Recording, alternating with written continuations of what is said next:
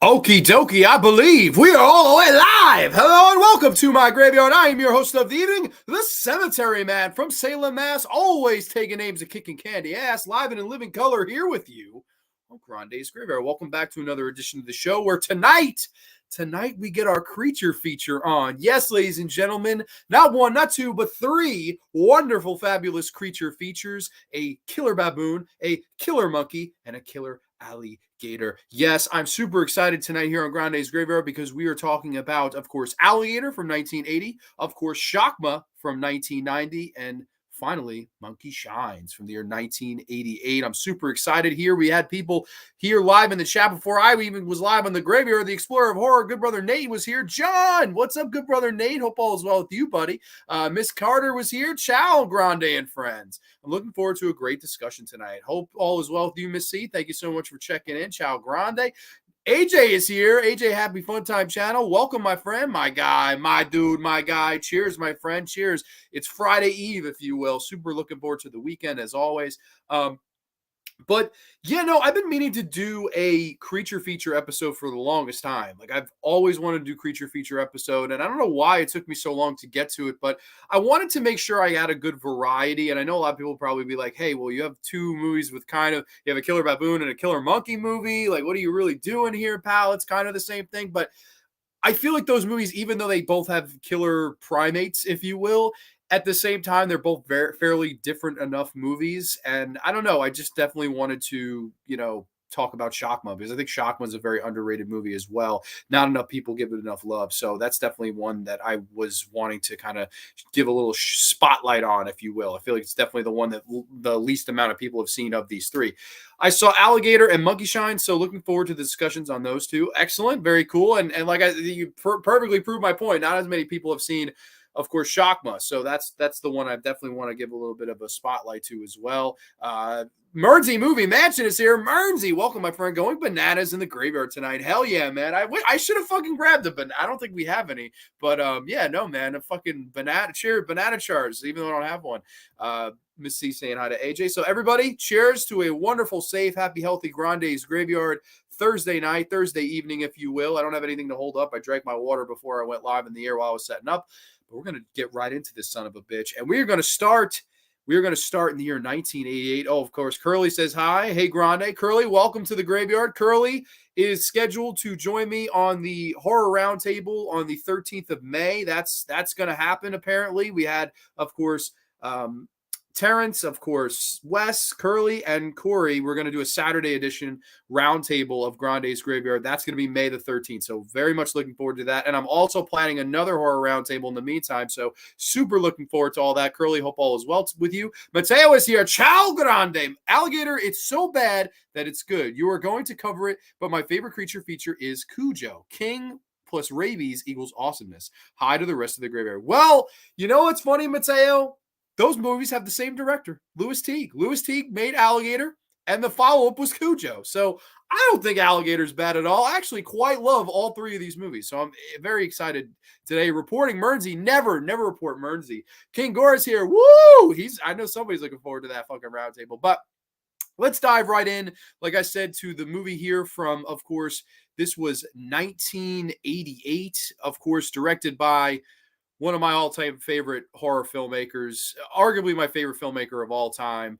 I mean, I miss this guy every day. One of the coolest guys I ever got the chance to meet in George Romero. This is Monkey Shines. Yes, Monkey Shines from the year 1988. I have a brief plot synopsis here for you guys.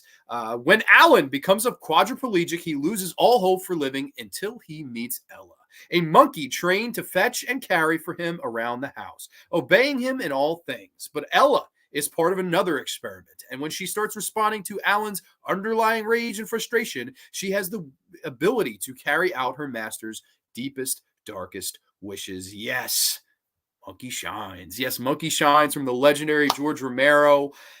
This is a very interesting film when you're looking at the career of George Romero. Of course, he, in 1985, made what many would consider to be one of his magnum opuses in Day of the Dead. And in my opinion, the last truly perfect Romero film. I don't think after Day of the Dead you get anything as good or better than Day of the Dead. I mean, you have some quality stuff in there. I definitely like The Dark Half. I definitely like Bruiser, and I like Monkey Shines, but I don't know if there's any, correlation or comparison to Day of the Dead. But this was, of course, the first movie removed from Day of the Dead. It was 3 years later. And what happened was Orion, the company Orion, we all remember Orion, the classic, in the stars, that kind of logo. Always loved that as a kid. Always loved Orion, that kind of emblem for Orion. They were desperate for a hit at the time.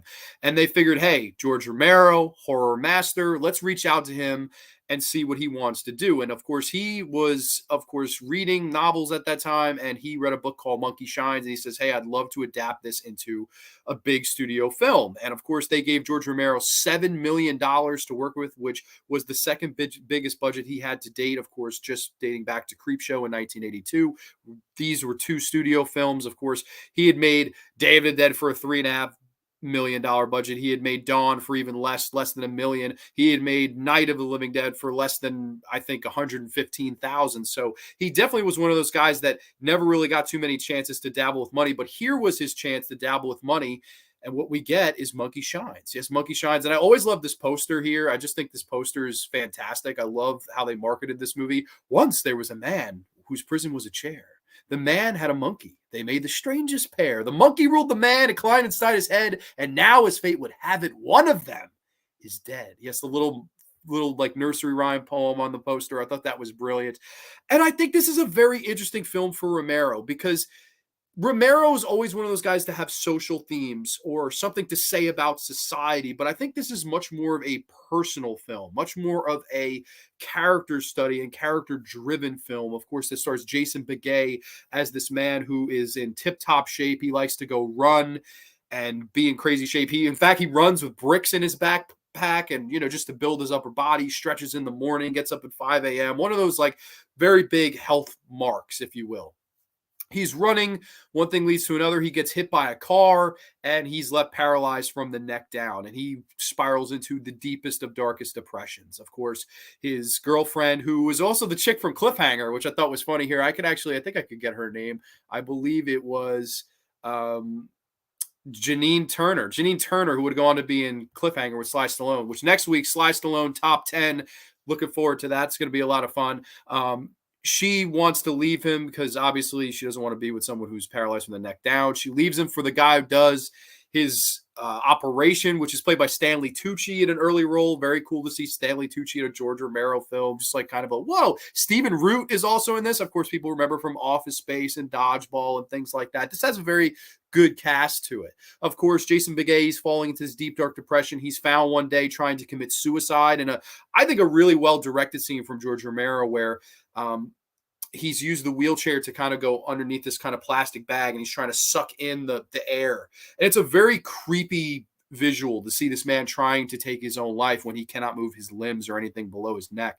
Horrifying stuff. I really like how Romero directed that. Of course, he's found by his friend John Pankow, who comes up with the idea, hey, what if I got one of my monkeys, because he's this guy who has all these monkeys in his laboratory.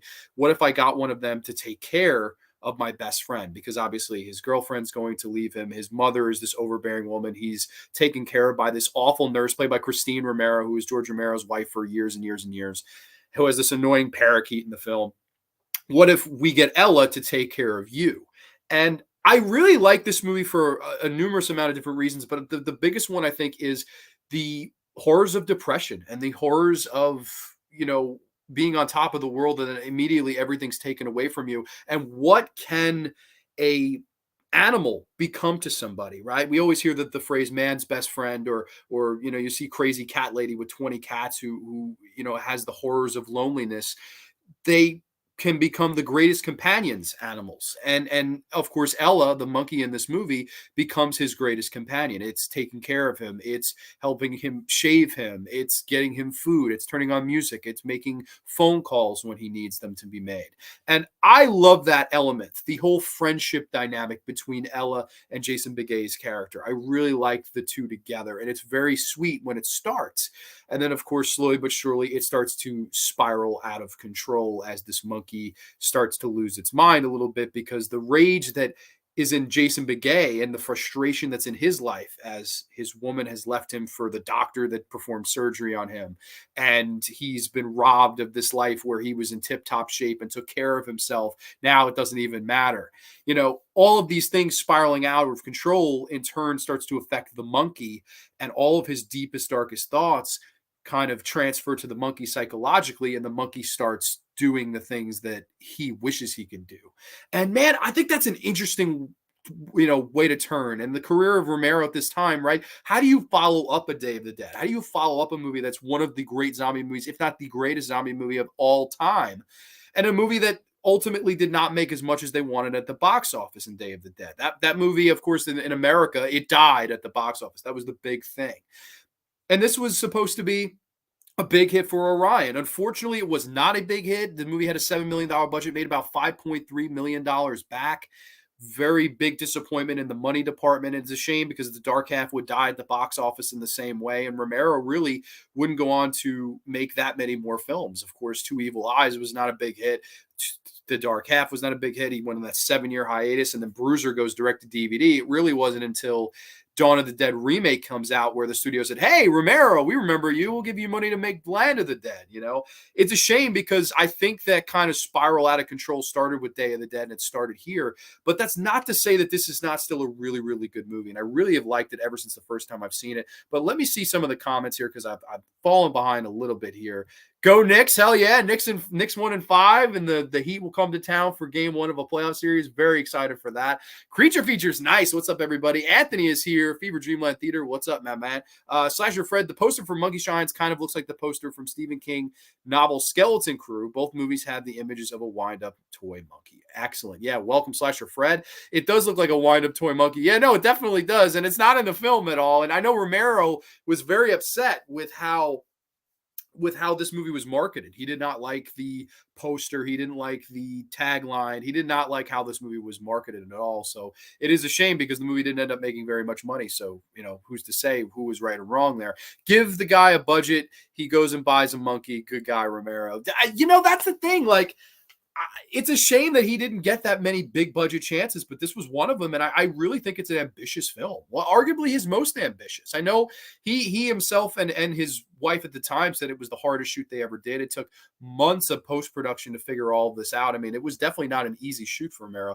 Trailer for this fucked me up. Dude, I think the trailer is great. I love the trailer of Monkey Shines. And I love that cover art. I always thought that was great. I remember going to the Hollywood Video as a kid, seeing the cover art of it on the VHS, and I was like, that's really cool. Like, I want to see that movie. Yeah, that poster is nostalgic, burned in my mind. I would agree. I would completely agree. I would totally have the same experience. Absolutely. They had that Monkey Shines poster in the video stores back in the day. Absolutely. That's right. Love the idea that Romero had the inspiration watching Phenomena. Mine is pure speculation, no proof whatsoever. Well, that's possible. Of course, Argento in 1985 makes Phenomena, which has, a killer chimpanzee in some ways that decapitates a woman. I mean, you got to love that. But I don't know. I definitely, it's possible. Ryan Larkin's in the house, hand pinky waving. Welcome, my friend. If Monkey Shines were made today, maybe had A24 back, it would be a huge success. Oh my God, imagine. Not saying remaking it, just saying I would dread an A24 Monkey Shines, because then it would have this horrible, like, political or fucking, it would be 4.5 hours long, what's funny is this is a 2-hour long movie, and Romero initially had a 3-hour cut of this, and the studio forced him to cut about 40% of this film, so it cut down to about 2 hours. But yeah, a lot of the footage that they shot for this ended up on the cutting room floor.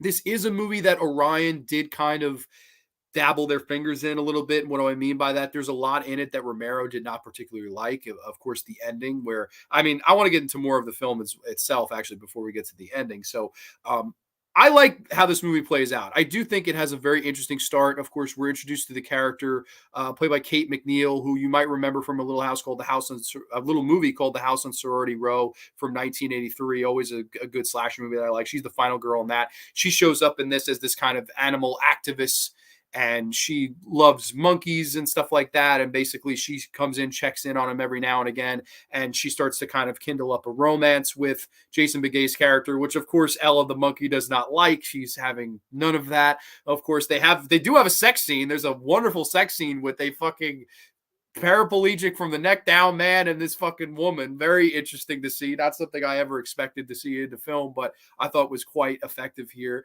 And I got to get through some of the murder sequences, which I thought were quite fun. Of course, like I was saying before, the Janine Turner character, she starts sleeping with Stanley Tucci's character, who's the surgeon. And even John Pankow, I love this is a great line where he says, you're just a clinical nightmare. And you, talking to Janine Turner, you're a clinical cunt. I love that scene. I think that's a great dialogue from Romero, man. This is a guy that wrote some of the best dialogue scenes and sequences in film history. I love that stuff. There's a scene where the two of them are out in this wooden cabin having sex. And of course, the monkey runs miles and miles to burn down the cabin. And it's interesting how Romero shoots it. He shoots it in the POV of the monkey, right? Like everything we see is through the monkey's eyes. And there's a really funny shot as this monkey jumps off the curb and we see lightning flash at the same time as the monkey leaps from the curb. I thought that was fucking hysterical. Even upon rewatch, I like laughed out loud, slapped my knee type of laughter. I thought that was wonderful stuff. Of course, burning down this fucking wooden cabin, and then of course Jason Bigay kind of waking up like, oh my god, like did that really happen? Or I guess he couldn't really move, so he, oh my god, I gotta say Jason Bigay too did a great job acting wise. When you're limited, when you cannot move anything below your neck down, I would say it's really hard to give a energized performance. But man, I really think that he gave a great performance in this, because you do feel all of the anguish. You do feel his pain. You feel sympathetic for him. And he does start getting very angry and very mean. And it's definitely a tonal shift that I never saw coming when I first watched the film. I was like, wow, like very interesting to kind of go this route. But I think important, because yeah, if that happened to me and I was living that kind of a lifestyle, was living with that particular woman, everything's going right for me, I'm on top of the world, the next minute I'm paralyzed in a wheelchair, there's a lot of horror in that. I think, insane amount of horror in that. But that's the thing, man. I really think Monkey Shines drives that personal horror alone, that the horror of loneliness. And then of course he meets Ella, and Ella becomes his world in a way. And he's Ella's world. Ella falls in love with him. It's a very messed up love triangle love story here, with a killer monkey thrown in the mix, to have the little bit of a horror spin here.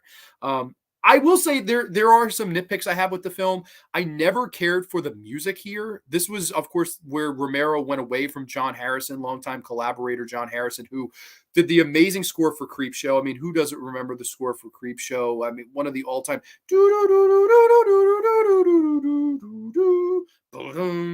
one of the great horror scores of all time, and then follows it up with Day of the Dead. John Harrison does the score for that as well.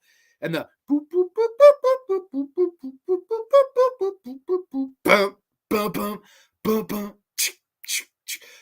another great score. They went away from John Harrison here. I don't know whose call that was. I don't know if that was Orion forcing Romero to use. I think who they ended up using was Howard Shire, I want to say his name was. And man, he did not do a good job at all with the music for this movie. I would say the music is a big thumbs down for me. Like, the biggest negative I would have with Monkey Shines is the music. I definitely don't understand why they went away from John Harrison after hitting 11 out of 10 in Creepshow and an 11 out of 10 with Day of the Dead with the scores. I really don't understand why they brought in, I think it was Howard Shire, to do the score here. I did not get that at all. Thought that was just bizarre. I also, there's some, tacked on things in this movie that Orion definitely had their fingers in. Like, there's a very shock twist ending where there's a dream sequence and the monkey just kind of pops out like a scare shock sequence, almost like a Carrie, reaching out of the grave. This is the monkey jumps out of the fucking guy's body in a surgery.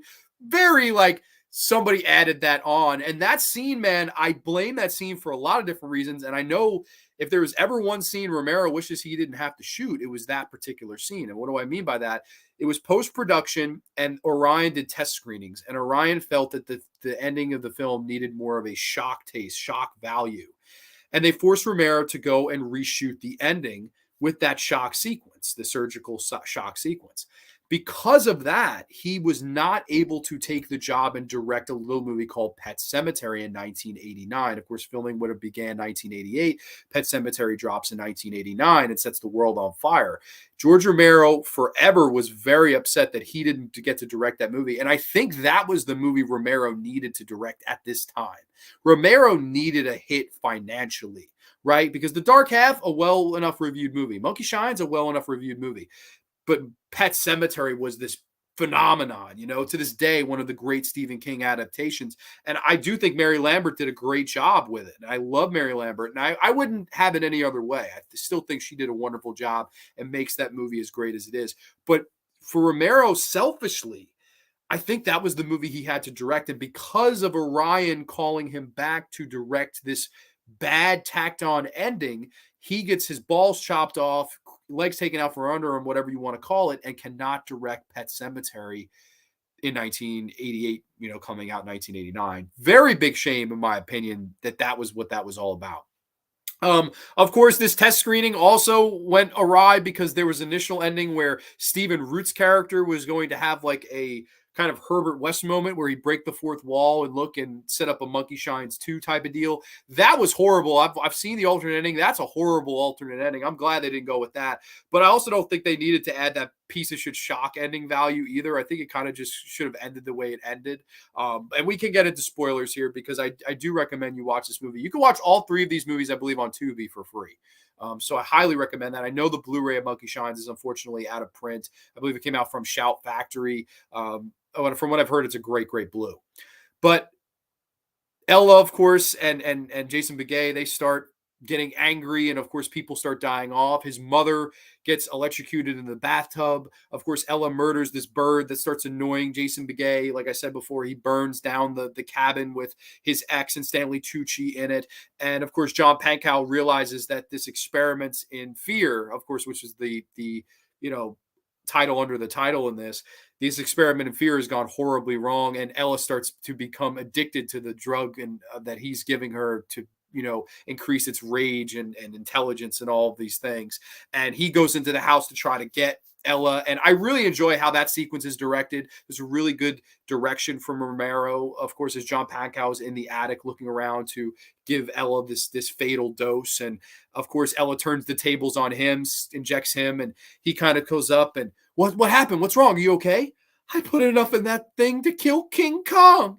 And of course, he pulls it out. It's, oh my God, she got him now. And he just kind of collapses to the ground like, holy shit. And I think there's a great intense moment between man and monkey, between Ella and Jason Begay, between best friends, right? Because she came along in at a time in his life where he was at his rock bottom, at the bottom of the barrel.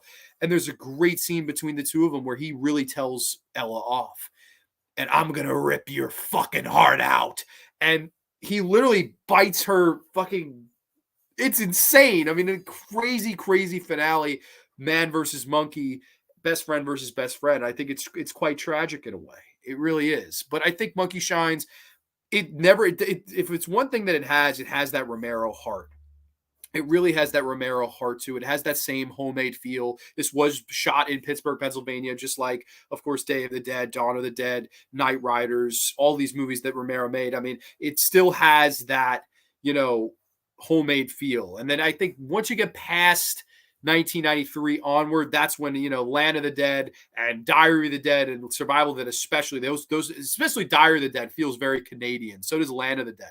Both of them, they feel very Canadian. Whereas and nothing against Canada, but George Romero bread and butter was Pittsburgh, PA. That's George Romero at his finest, man. That's where that homemade feel and that quality happens. It's working with guys like Savini and Nicotero, which Savini did some of the makeup effects in this. Granted, it's not a gory film at all. If you're here to see, Day of the Dead type gore or Dawn of the Dead type gore, you're going to be sadly disappointed. This is much more about the horrors of a man who has his wife taken away from him, and then of course, this one avenue opens up where he falls in love with. And then, of course, even that starts to go awry. And I always really liked Monkey Shines. I think it's an interesting filming, Romero's filmography, a movie that, dare I say, is his most ambitious, a movie that I've always really kind of liked, aside from the music, like I was saying. One that I'd highly recommend. I really enjoy Monkey Shines. I think it's a damn good movie. Let's see.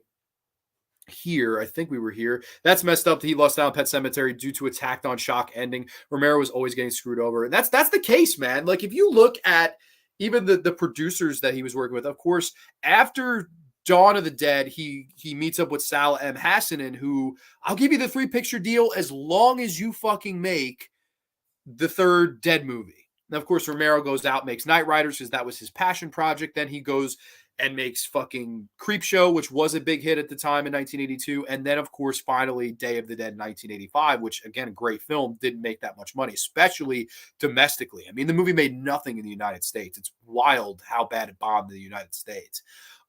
And then you look here, and this is where he met up with Peter Grunwald, who was the producer of this film. He would go on working with the Grunwalds till he died. I believe Grunwald is the producer on, Land, Diary, Survival of the Dead, Bruiser. Grunwald was his guy, I think, to the end. So they became good friends. But again, a studio like Orion that desperately needed a hit at the time maybe dabbled their fingers a little bit too much into this thing. And I won't lie, like, does this movie have to be 2 hours long? No, it doesn't. I know it initially was 3 hours long if Romero had his way. Would have been interesting, but does a movie about a fucking killer monkey need to be 3 hours long? I don't think so. As much as I love Romero, much as a diehard Romero fan as I am, and I mean, I'm a diehard fan. I don't know if this movie had to be 2 hours long. To me, an hour and 40 minutes tops with a killer monkey movie. That's just me, though. Dare I say, though, I would like to see some of that footage. I would like to see the 40 to 35 to 40% that ended up on the cutting room floor. I'd like to see that stuff. But at the end of the day, I still think this is a damn good movie with damn good performances. I really like everybody in the movie. Kate McNeil has a good heart. Jason Begay as the lead is great. I think he's very intense in his performance, even though he's very limited. Obviously, he can only move his head. John Pankow, Stanley Tucci, Stephen Root, very cool actors in this movie. I think the cast do a great job. Did not know about that ending. Always an education on the graveyard. We are here to dedicate you all, Terry. Welcome, my friend. I know you're a diehard Romero mark like me. Badass. Can't imagine how Romero felt. George, you're a great director, groundbreaking, a real master. Oh, by the way, your ending sucks. You need to do it again. And fucking... this is when he was in post-production, so it delayed the film, and I believe it opened up against a Tom Cruise movie, and I don't care to see which Tom Cruise movie, but that's apparently a big reason why it flopped. The movie was in theaters for 22 weeks and grossed $5.3 million worldwide. That's fucking atrocious. I think if you do the math, granted, I shouldn't do mental math on a fucking live show. I think my mental math, that would be less than $250,000 a week. That's fucking bad. Like really bad, considering you had a 22 fucking week run and you made less than $250,000 a week. That it was a bomb. It was a bomb, right? I mean, $7 million budget made 5.3 worldwide. That's a bomb. It's a shame because Orion needed this to be a hit, and I believe it wasn't too far long after where Orion went under. Right, I believe they did the RoboCop sequels. I think RoboCop 3 might have been one of their last movies, and then they went under. And then I know they came back briefly, but this was definitely. I don't know if they'd ever make a Orion documentary, but this is definitely one of the movies that they put their eggs in this basket, and it didn't carry, it didn't hold. I mean, the eggs kind of splattered on the ground, unfortunately. And I would have took that bet too, though. I mean, if I'm an Orion and you tell me, oh, we need a horror picture, we need a hit. And I got George Romero on speed dial. Yeah, you're damn right. I'm calling George Romero. Like, and I know at that time, listen, Craven had his 3-picture deal with Alive, or it might have, yeah, it was Alive. And I think Toby Hooper did. Toby Hooper had, I think, maybe the 3-picture deal with Cannon that went to shit with Invaders from Mars and Life Force and the Texas Chainsaw Massacre 2. I mean, that 3-picture deal went to shit. It's funny. This was a time where a lot of these great directors were getting deals from big studios, and the movies themselves were good, but they weren't returning that much of a profit. Like Life Force, great movie, didn't really set the world on fire. Look at The Serpent and the Rainbow and Shocker and The People in the Stairs from Craven. Again, great movies, didn't make that much of a profit, especially Shocker. That was a big fucking dud. Needs a 4K. I would love that because I never got in on the OOP Blue. So I definitely would be all for that. Fuck that obsessed fatal star track action monkey. Okay, Curly's made it perfectly clear. Absolutely. Yeah, it needs to be physical media release for sure. Oh, okay, so this Blu-ray is not that good. I didn't know. I thought from what I've heard, the Blu-ray is great. But that Blu-ray is over 10 years old, so maybe it does need a 4K. Fatal Attraction. No, I know what you meant. It's a fun movie, though. Still need to see Bruiser. I quite like Bruiser. I would even put Bruiser over this. Would love to see an extended cut of The Serpent and the Rainbow. Love that movie. Probably Vanilla Sky or something. I could look, but I don't know. Wait, wrong. Probably it was Cocktail. That's right. It was. I do a lot of show prep, and I read a ton of, like, the amount of articles I read for this show is crazy to try to like remember it all in a show. But it was fucking Cocktail. You're right. Came out the same week as Cocktail, and Cocktail beat the fuck out of it. And then it was rest and pepperonis to fucking Monkey Shines. Rain Man 2, I should not do mental math, period. I'm not bad at math, but I shouldn't do it on a live show. I think my math is right, though. I could check it out later. I was thinking that 2 King, it's Rain Man. No, I think you're right. I think it was Cocktail. I just said Vanilla Sky because the name's cute. It'd be 4th of July. I would say so, yeah. I like Bruiser. Bruiser's very similar in its themes. It's much more of a personal horror story, and then all this horror stuff happens around it. That's I think they're actually it would be a good double feature. The movie Vanilla Sky was a remake of a foreign movie called Open Your Eyes. Well, there you go. Vanilla Sky. Never thought that would come up on Grande's Graveyard. Monkey Shines, though, highly recommend. One of my more underrated George Romero efforts out there, in my opinion. It's a movie that I always really quite liked. I would come in with like an 8 out of 10. I think Monkey Shines is solid overall. Like I said, good acting, good direction. I think a good enough pace, an interesting enough idea and concept, real actual monkey. And that's the thing with most of these movies here. I mean, Baboon and the real baboon and Shakma, the real monkey in this, and of course the practical alligator and Alligator. I like, obviously these are creature features with no CGI. And that's why you go back to this era, because we used a real monkey here. It must have been a hard shoot, but it pays off. It worked out well because you have a pro like Romero in the director's chair. And when we get into Shakma, it's the same thing. I mean, that fucking baboon, that they've used a lot of real baboon shots, and it still to this day looks great. I mean, you can't really understate that. Still need to see the amusement park as well. I've got to get the Blu-ray of that. I don't know why. I've just never bought the Blu-ray, but I've definitely got to do that. I know the uncut release of Martin eventually will see the light of day because it's owned by the Romero Foundation. I believe Nicotero bought the rights, so Martin uncut will eventually come out. That's why I held off on that second sight 4K, because I know they're going to eventually release the movie uncut, the 2-hour 45-minute cut. So I don't know. Granted, that 4K looked amazing. Don't get me wrong, but there's a reason I didn't get in on it, because I know they're going to fucking re-release it with the longer cut. That got an HD release. T should be on Shudder, and so worth a watch. Okay, yeah, no, it is on Shudder. I think it debuted and premiered on Shudder, and now it's on Blu-ray from Shudder, so it's cool enough. Amusement Park put AJ to sleep. Fair enough, my friend. But okay, moving on into we're going to dial the clock back a little bit into the year of 1980, where Louis Teague set the world on fire. Yes, with this movie here from the year 1980, like I was saying, this is Alligator. Yes, Alligator from 1980. Once again, I have a brief plot synopsis here. Ramon the alligator is flushed down the toilet as a baby and grows into a gargantuan monster by eating the corpses of laboratory animals that have undergone dubious hormone experiments. The giant alligator begins eating people left, right, and center, and now it's up to a world-weary detective and a herbologist to stop the beast from going on a more brutal rampage. Yes. This is Alligator. Yes, Alligator, of course, starring Robert Forster. And, of course, randomly, I was watching this last night for show prep. I never realized Sue Lyon is in this movie as a fucking nothing role TV reporter. Sue Lyon is Lolita from Lolita. I was like, it's fucking Lolita. Holy shit. In like 2 scenes, randomly enough.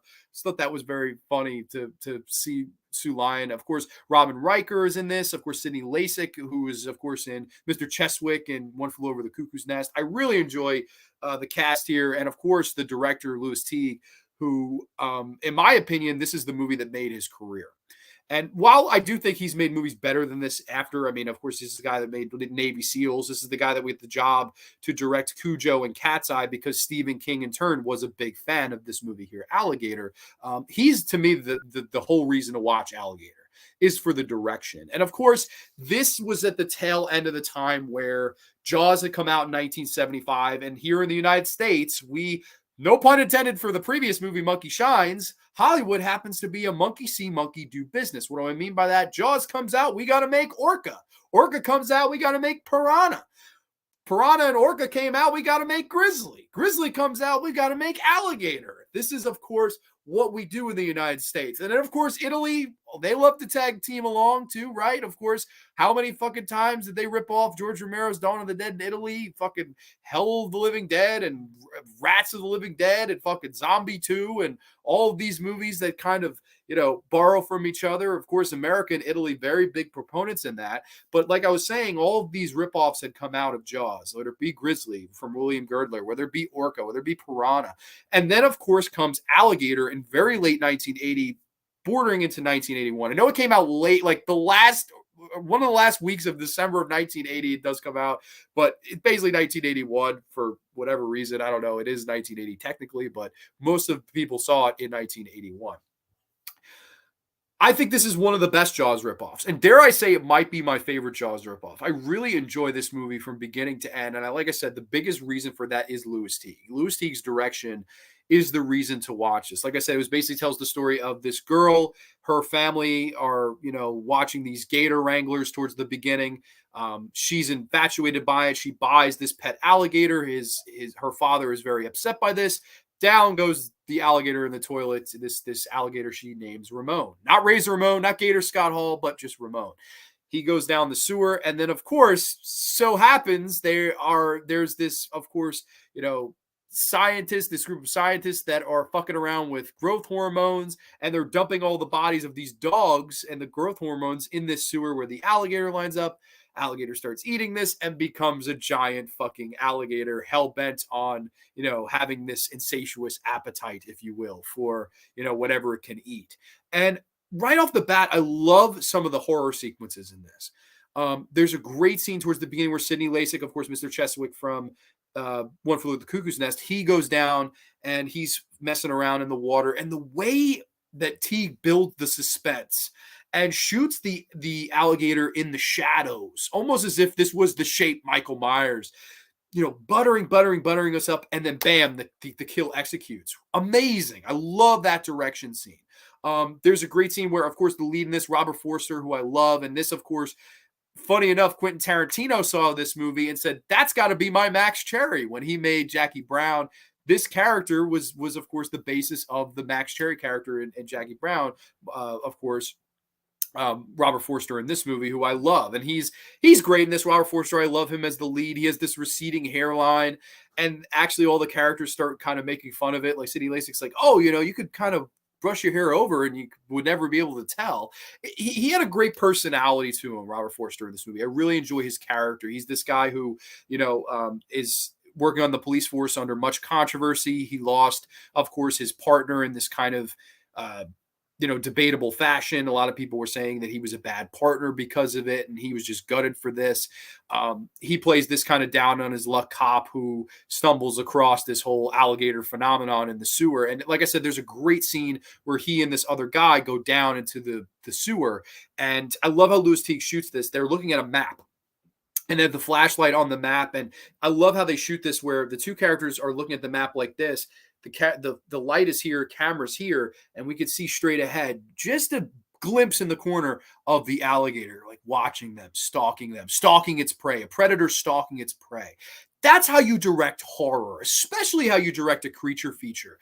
And I loved that. I was like, that's fucking great. And it automatically, I remember as a kid when I saw this, it scared me. I was like, that's what a lot of these creature features meant. Like Grizzly, not scary film. Very fun. William, as I always call him, William Dick Girdler, who also made the Manitou, which is a fucking horse of a different. If people haven't seen the Manitou, we got to fucking explain the Manitou really quick. Brief tangent.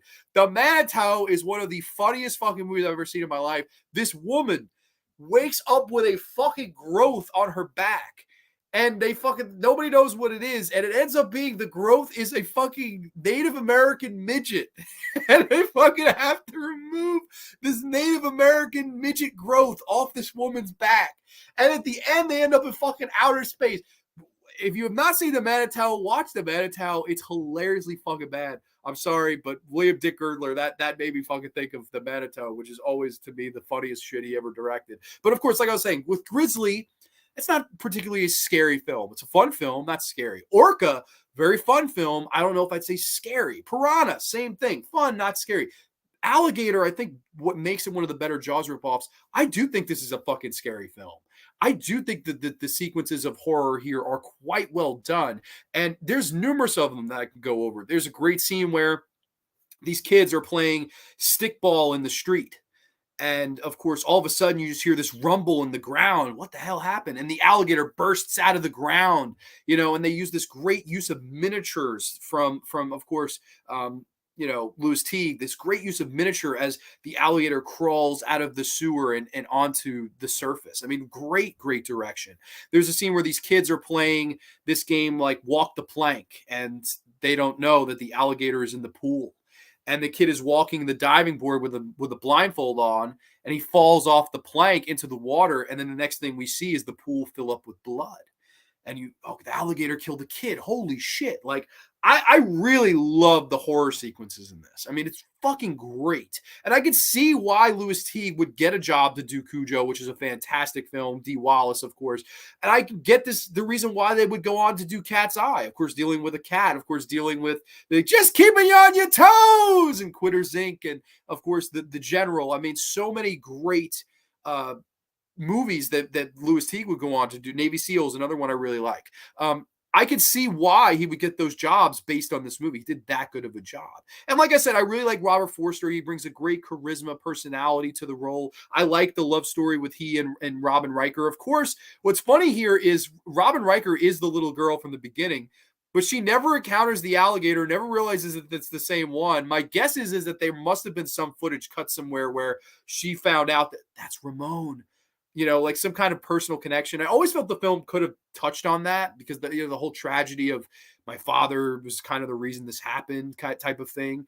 I definitely think you could have went there here. I don't know. It's just something I always thought would have been interesting. But I like all the supporting cast as well. Of course, you have Henry Silva in this as he's this kind of bit role where he's I'm going to kill the alligator, like trying to be the Quint role. And then he gets his ass fucking destroyed. Very fun, man. I thought he was a fun, character actor, and he does a really fun job in this. Some of the dialogue in this, I think, is quite good. Of course, this is written from the same guy who did Piranha. He also wrote Piranha. Of course, his name John Sayles, who I think did a good job writing this movie. There's a great scene where, the love interest is saying to Robert Forster, well, what are you going to do? And he's like, well, I'm going to find that alligator. And he flips the keys around. He's like, I'm going to kick his ass. And he just kind of walks off. I thought that was funny. Like just a great energy that Robert Forster brought to this movie. I quite liked him. But let me get back to comments here. I'm sorry. I've been intending on going on tangents tonight. Let's see. Alligator kicks ass. Hell yeah, I agree. Bruiser, snoozer. All right, fair enough. Love Alligator. It's goofy but fun. I love it too. Peter Gabriel, hell yeah. Met John Sayles once, the screenwriter. Oh, very cool. How was that, Terrence? I'd love to hear. Alligator's amazing. Hello, Robert Forster's such a legend. Completely agree. AJ's Happy Fun Time channel. I'm still waiting for that killer hippo movie. It could be called Hungry Hungry Hippo. Triple H. Hell yeah, man. Let's go. Hell yeah. Alligator does so many similarities to Jaws. You have the town sheriff and the scientist who investigates the killings. I would say even Grizzly would be more of an exact Jaws clone than this, but it does have a lot of similarities. You can't deny. I would say, though, this is a good ripoff. Like, this is a damn good ripoff. I would put it over all, like, Orca, Grizzly, Piranha. I would definitely put it over those. Great White, which was an Italian film, which it's definitely better than that. That's a bad film. Yes, Hippocampus, LOL. The bit where with the kid gets pushed in the pool, yeah, that's scary. That's some fucking, the gloves are off, right? Because it's mainly adults until that point. Sidney Lasik, okay. Fucking Henry Silva, okay. Whoa, the fucking kid an innocent little kid just got eaten. Like, that's hardcore. And man, you get your blood. If you're a gore hound, you're going to get your blood here with Alligator. You're definitely not cheated in the gore department. Burns, you're right. Foster, a legend. Love Robert Forster. May he rest in peace. I mean, rewatching this again made me miss him. I don't know if I've watched a film since he's passed. And I was like, man, like watch a film of his since he's passed. And man, he did a great job. Alligator features some very familiar music from Jerry Goldsmith in the scene where the dad was now the alligator. That is a great point. And I know what you're talking about because interesting enough, they wanted a original score for this movie. However, I believe composers went on strike right around the time that this was supposed to be composed. And of course, what they ended up doing was taking recycled Jerry Goldsmith music from The Twilight Zone. Weirdly enough, all of the music in this movie is from The Twilight Zone. So very weird, but it somehow works. And funny enough, last week we were doing Twilight Zone. A lot of the musical cues that could be found in those episodes are found right here in Alligator. And I was like, always enamored by that. I'm like, how'd they get away with that? I didn't know as a kid. Doing my research, yes, there was a musical composition strike So I never even knew that could happen, but it happened. And that's why all the music in this is from fucking the Twilight Zone, interesting enough. John Steele is here only on the Graveyard. Maybe if I ever do a second Grande's Graveyard shirt, it's got to say that. It's got to be me, like a fucking like silhouette of me, and then only in all caps on the Graveyard. Something like that. That would be fucking funny. Mr. Dan in horror is here. Welcome, Mr. Dan. Hope all is well with you tonight, my friend. I think that some of the music in the film was, yes, that's right. That is absolutely right. Only, it's fun to say. Stab that upward thumb. Thank you so much. Wolfen scared me some as a kid. Wolfen's a great movie. Shot in New York. Funny enough, I mean, I believe it was almost the whole thing was shot in New York City. Always really like Wolfen. Wolfen is one of those movies that gets lost in the shuffle because it came out the same year as American Werewolf in London and The Haunting. I'm not The Haunting. I'm sorry, The Howling. I'll get it right here, folks. It's always the werewolf film that people forget that came out, but it's a damn good movie as well. I love creature feature movies with crocs and gators, but Alligator is one of the best I've seen. I would agree with that. Like, this is a movie that the Sci-Fi Channel has remade 100 times, in their own way. Whether it be Tobe Hooper himself making Crocodile direct-to-video in 2000, horrible. Whether it be Lake Placid versus Anaconda. Whether it be Super Croc versus fucking Octopussy. Whether it be Ghost Croc. And like the Sci-Fi Channel has done 100 movies like this, and they're all missing the great direction from a fucking Louis Teague and the practicality of the alligator. I think the alligator looks great. All these CGI horrible films that go straight to the Sci-Fi Channel, man, they're just they have no heart, they have no oomph, they have no life to them, if you will. I mean, I really don't care for how they do creature features nowadays because they're all CG. Whereas in this movie, you get all this practicality, uses of miniatures to make it feel like an illusion. Does the miniature hold up 40-something years later? Not as good as it did then. But I would dare to say it's still fucking pretty decent looking, and it's very well directed, and I like that they fucking went for it here, man. This is not a movie that had a big budget. I believe that maybe had a 1.5 million budget. I'm going to look up really quick. It was 1.5 million. And this movie does not feel like it was that low budget. It feels way bigger budgeted to me than that. And I think it's a damn well-directed movie. Manitou reminded me of Malignant. Ben Grimm is here. Welcome, my friend. I don't know. Manitou is a horse of a different color. I kind of love that movie. Oh, I saw that movie with outer space midget growing out of the wolf girl's back. Yes, right. The Manitou. Saw Alligator Doe first time last year. Awesome scene where it breaks it out of the sewer. I agree. I love that fucking scene. I love has to, like, all the kids going like, holy shit, man, like, what the hell? Like, that's a great creature feature scene. Like, nobody has to get killed, yet the credibility of the alligator is fully realized in that. I mean, I really like that scene. Manitou is on Shudder. Okay, picked up some absolute belters. Grande, excellent, man.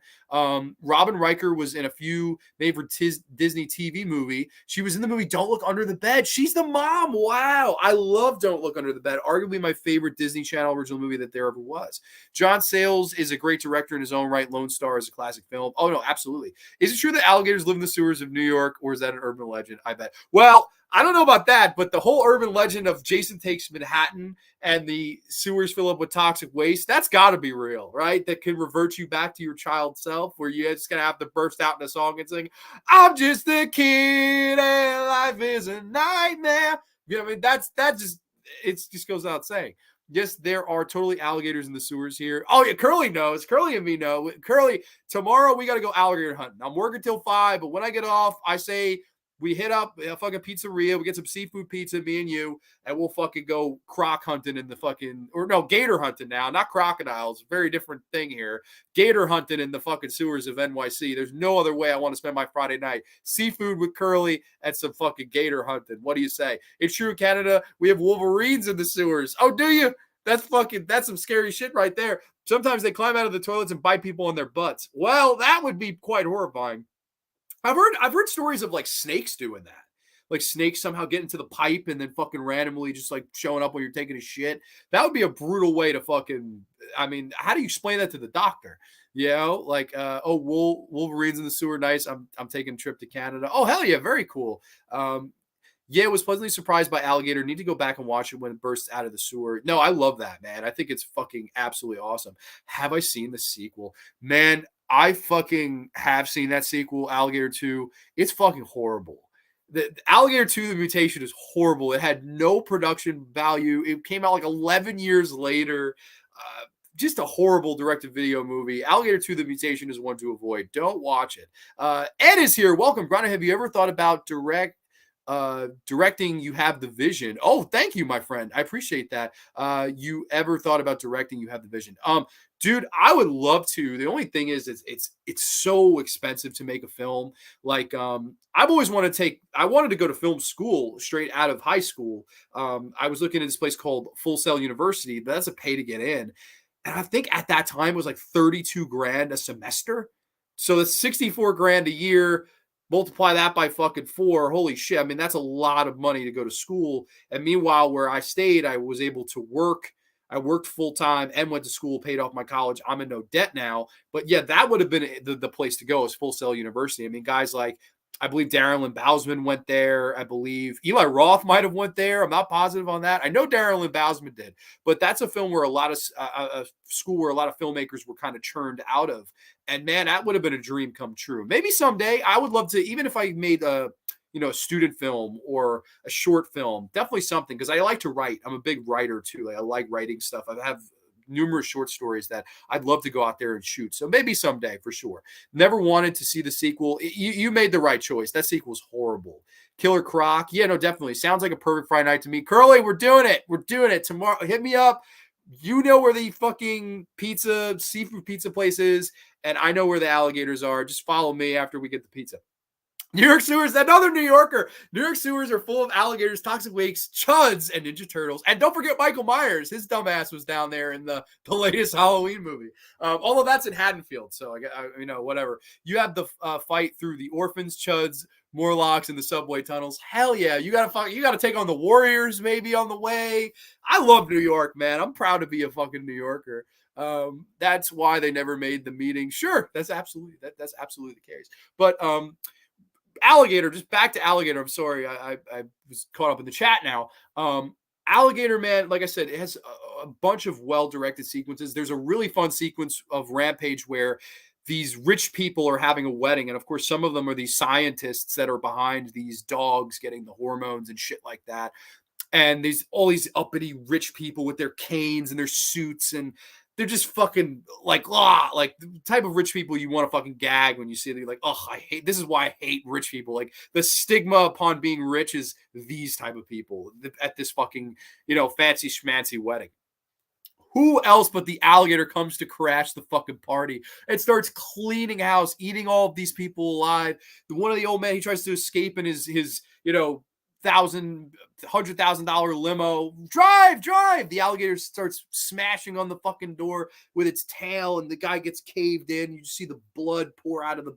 Amazing. I love that sequence of how it's done. Just like, yeah, you're gonna try to run from me, old man? I'll crush you in your fucking car. It crushes this guy in there. Amazing. I love that sequence. I think it's so well done. And of course, the whole finale where Robert Forster, has to battle the alligator in the sewer, and he's trying to get up, but this old woman is parked on top of the fucking grate, and he can't get. Oh shit! Let me move your car, bitch. Very, very fun.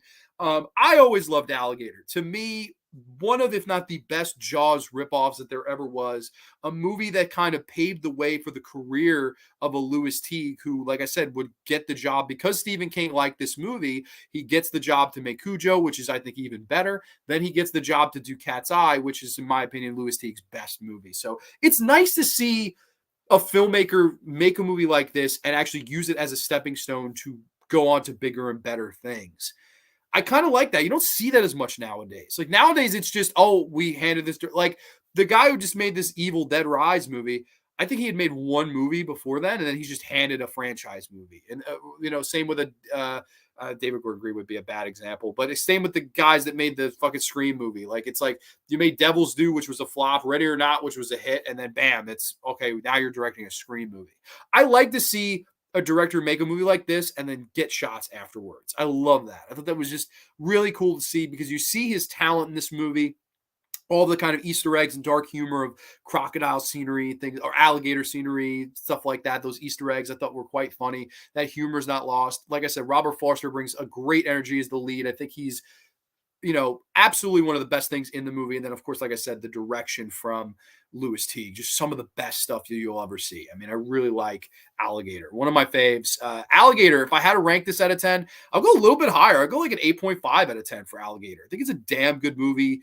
And honestly, one of the better Jaws ripoffs that there ever was. That's just me though. Zombies 2. I mean, that movie, The Sadness, just a regular day in New York subway. Well, oh my God, they should make a horror movie about New York subways. I try to avoid the subways like the plague when I'm in the city, man. The subway is a scary, like, if it's, I don't care how long, if it's 30 blocks, I'm walking the 30 blocks. I'm not getting on a fucking subway unless I have to, man. The characters you see down there will just absolutely fucking change your life. Probably not for the best. Midnight Meat Trains. Oh, where's Bradley Cooper at? And Vinnie Jones. You know, if Vinnie Jones is in your movie, you know you're gonna fucking make no money. Man, I need to rewatch that movie. Totally, man. Screen Factory 4K is quite nice. Skipped the sequel, lol. Though honorable Gator mentions Lake Placid, Rogue, Crawl. Love all of those movies. I especially really liked Crawl, and Alex Aja did a great job. And that's a proof where even though the animal was CG through most of, if not all of that movie, that's a really good creature feature is Crawl. I got the Blu-ray of that over there somewhere. Really liked Crawl. I really like Rogue, which even though that director was the guy who made Wolf Creek, which not one of my favorites. I hate fucking Wolf Creek. Rogue's much better. And Lake Placid, I think, is great. Betty White fucking feeding cows to fucking giant crocodiles, and Bridget Fonda and fucking Bill Pullman, and of course directed by Steve Miner. I fucking really love all three of those. Those are great picks. I would say this and those three are the best like Gator fucking horror movies for sure. Dark humor in the script makes this unique. Yeah, and it's really well portrayed by the actors. Like it still keeps its serious tone, but it has a nice sense of humor to it. I like also that, you know, they do this thing where at first, oh, they don't believe him. Like, you didn't see no crocodile or alligator down there. It's bullshit. And then, of course, once the shit hits the fan, they're like, all right, this is not a joke, you know? And then, of course, the fucking SWAT team is brought in to kill this fucking thing, and they don't do shit.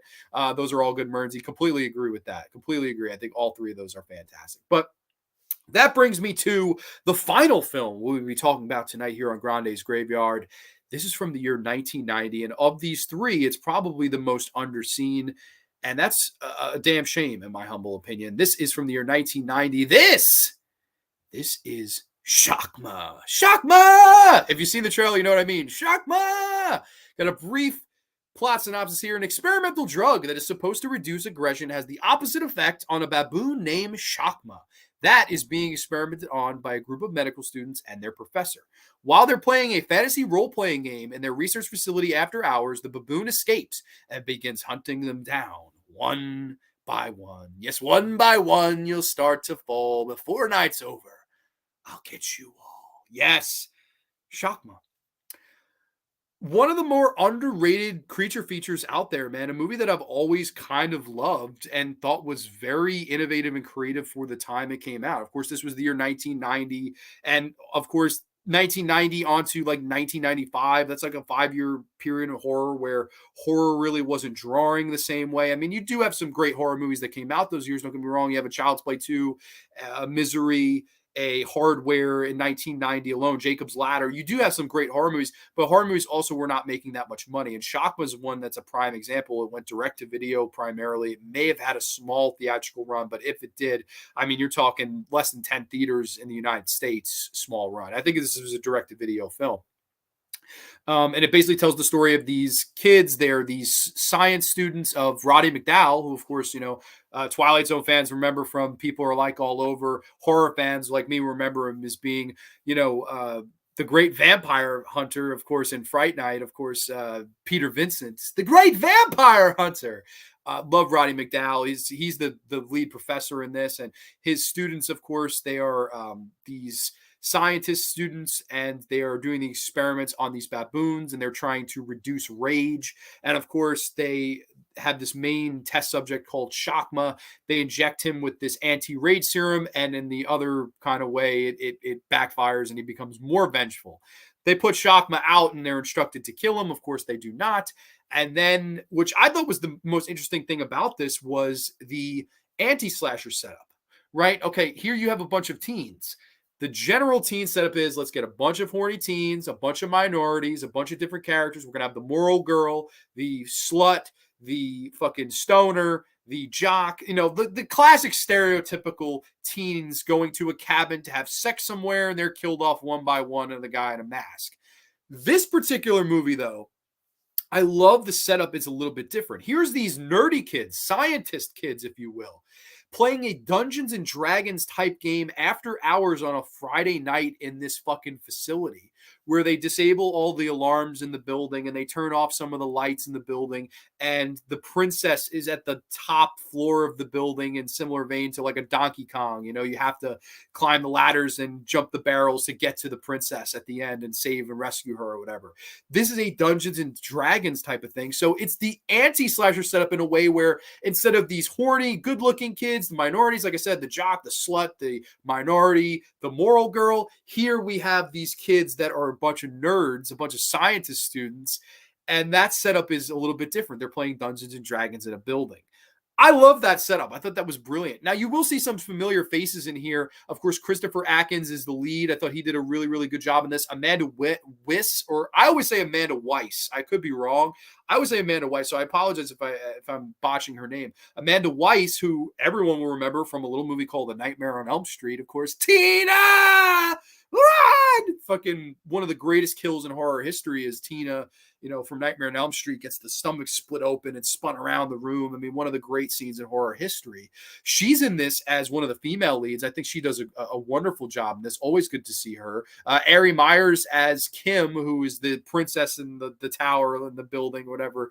And of course, one by one, these kids are picked off by this wild baboon that was not put out. Of course, instead it wakes up from its nap and starts fucking cleaning house one at a time. And they use a real baboon.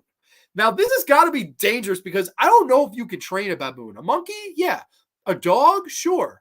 A baboon? I would not think you could train a baboon, yet they used a real baboon in this film. And I was like quite astonished with fucking how much they used it. Like, I would think it would be some exterior shots here and there, obviously not having the actors in harm's way, but they use as much as the real thing as they can, to the point where it really makes you create the illusion that that's a real fucking baboon mauling these motherfuckers. And I thought it was really well done here. Like, fantastically done considering the budget of probably $10 and a ham sandwich. I know there's a Blu-ray of this out, but it's out of print. Goes for quite a bit of money. You can watch the movie in standard def on Tubi. That's what I did. I unfortunately did not get in on that Blu-ray when it was for sale, and I regret it to this day because this movie does look pretty rough in standard def. But I mean, it is what it is. You could tell it was cheap, is really my point. But there's, again, some really good horror sequences in this as well. There's a great scene where Amanda Weiss is trying to warn her buddy on the walkie-talkie that Shakma is loose. And she's, hey, the character's name might have been Gary. So, Gary, don't come down. Don't come down to the fucking third floor. Don't do it. He does, of course, and fucking Shakma leaps and is just scratching at his face. And it's amazing practical makeup effects of this guy's face just bleeding all over the place and the monkey clawing and fucking killing this guy right before our eyes. Fantastic death sequence, man. Fantastic stuff. And Amanda West just looking like, oh my God. And then, of course, the monkey, which I used as the thumbnail for this, of like staring at her, a great shot of the blood dripping down from the baboon's jaw, looking up at her, and then bam, a chase sequence. Really good stuff. Really, heart-pounding stuff. There's a great scene where Shakma is locked in this room with this guy, and he gets into the closet, and he's, oh my God, sulfuric acid. He starts, unraveling the sulfuric acid jar, and I'm going to throw the fucking acid at Shakma's face. He opens the door and Shakma jumps up from underneath him and the acid goes all over his face and he just starts fucking burning to death. And then it gets attacked by a fucking baboon. Like, that's a brutal death, man. It's one thing to get mauled to death by a baboon. It's another to get sulfuric acid pushed into your face and then get mauled by a baboon. That's a fucking horrible way to die, man. That's like, remember that show 1,000 Ways to Die? That would be fucking one of the worst 1,000 Ways to Die, because that would be fucking shitty. Love that whole sequence. Love how that's done. I really like a lot of the death sequences in this, and I thought it was like a very interesting take on a creature feature, right? It's like I said, the anti-slasher setup of, instead of, horny teens, granted some of them are horny, like Scott Adkins and Amanda Weiss kind of have a thing. The girl playing the princess, Ari Meyer, she has a thing for Scott Adkins, but he doesn't give a shit about her. He's more interested in Amanda Weiss, which I would be too, perfectly honest, she was a beautiful, beautiful woman. Still probably is. I mean, I know my buddy Jack, who he won that raffle back when I did the 500 subscriber giveaway. He interviewed her and he said she was the coolest ever. I asked him, I said, please ask her about Shakma. And he refused. He was like, dude, it's too obscure. I was like, oh, damn it. Like, I was so upset he didn't ask her, because if I ever, I would want to talk about this. I would be like, dude, enough people have asked you about Nightmare on Elm Street. Let's talk Shakma. Like, I would love to hear the fucking day on the set of this movie. I feel like it would be a lot of fun to hear those stories. But let me get back to comments here. Let me see where we were. I believe we were here. Sergio Martino did an alligator film. Yes, we mentioned that a couple weeks. There's not much gator in it. Yeah, that's the issue. Same thing with, as much as I love Mountain of the Cannibal God, the first hour it's like adventure movie in the jungle, and then the last, okay, here's cannibals, castrating motherfuckers. Here we go. This is what we came to see. Monkey Shines era. Gotta love Monkey Shines. Get on that subway with the Warriors, man. Warriors, come out and play. Shakma. Dude, the trailer of this. If you haven't seen the film, obviously don't watch the trailer, but the trailer to this is so funny because the guy got so into the narrations. Like, it's not just like, come see Shakma. Like a lot of trailers, they try to intimidate you, at least back in this era where, trying to butter you up, or like I always remember the old classic Friday the 13th trailers where these are Jason's woods. And 13 is an unlucky number, but so is 1 to 12. I mean, some of the great, intimidating trailers. This guy went so fucking hardcore into it. He started screaming, Shakma! Shakma! To try to build it. And it's like laughable, man. Like Mr. Dan, if you like, Mr. Dan is definitely seeing it. If you see that, man, you'll crack up laughing at how over the top that trailer is. It's just like, you're like, what the fuck? They greenlit this trailer? Like, what were they thinking? Yeah, what was that game they were playing? This is what the doctors do after hours. I don't know. I mean, the game itself, I always said it was like a Dungeons and Dragons. I don't know. It might have had a specific name in this. But again, just different, a little bit different. See, slasher movies, you don't always really have to reinvent the wheel. Sometimes it's just a matter of changing the setting, changing the tone, changing one minor thing, and then bam, it becomes something completely, it feels original, even though it's the same setup. And like I said, this is more a creature feature, but it has that slasher setup, much more than, a Monkey Shines or an Alligator. This is more of a slasher film as the killer baboon as your antagonist. Shakma was played by a baboon named Typhoon, who was also in The Fly, some of his best work. You gotta love Shakma, the baboon, the typhoon, whatever the hell you want to say.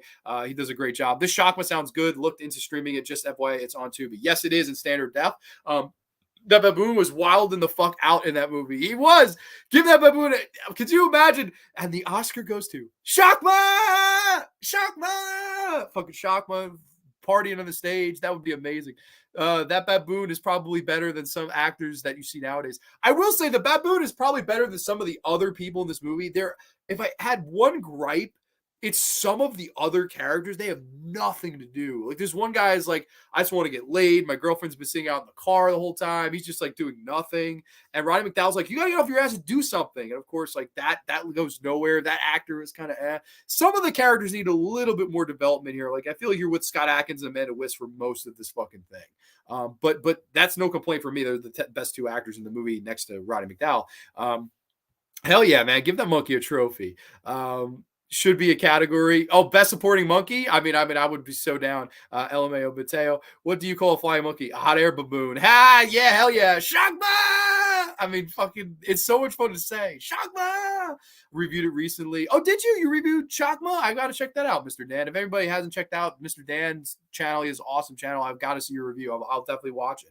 Even though it's not a horror movie, but one of the thrillers from the 90s. I remember the movie Outbreak, where you have these scientists who are looking for a monkey that's carrying a virus. I always remember from the 90s, when you mentioned the 90s, I remember a movie called Congo, which was like a big bomb at the time, but a movie I always kind of liked. And Tim Curry, I always liked Congo.